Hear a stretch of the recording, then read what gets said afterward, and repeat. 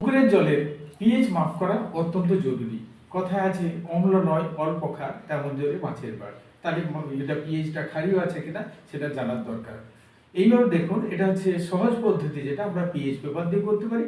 এই পিএইচ পেপারের পরিমাপের জন্য একটি পেপারের অংশ এখান থেকে ছিঁড়তে হবে, যেটা আমরা এই যে ফরসেপের সাহায্যে এটা আমরা ছিঁড়ে দেবো।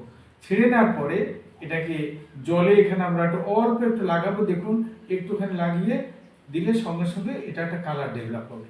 এই যে কালারটা জাস্ট একটুখানি কয়েক সেকেন্ড রাখার পরে এই যে কালারটা ডেভেলপ হলো, তার সঙ্গে এটা মেলাতে হবে।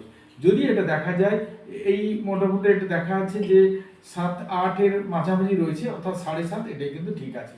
যদি কম হয়, 7-এর নিচে যদি যায়, তাহলে সেক্ষেত্রে আমাকে চুন প্রয়োগ করে পিএইচের মানটাকে বাড়াতে হবে। আবার যদি সেটা 8.5-9-এর বেশি হয়ে যায়, তখন অত্যন্ত ক্ষারীয়, সেটাও কিন্তু খারাপ। তখন আমাকে সেখানে পুকুরে হলে গোবর প্রয়োগ করতে হবে। আর যদি আমাদের কোনো অ্যাকোরিয়ামে হয় বা আমাদের ছোট জলাশয় হয়, মানে চৌবাচ্চা হয়, সেক্ষেত্রে আমরা তেঁতুল ব্যবহার করেও সেটা কিন্তু পিএইচের মানটাকে কমাতে পারি।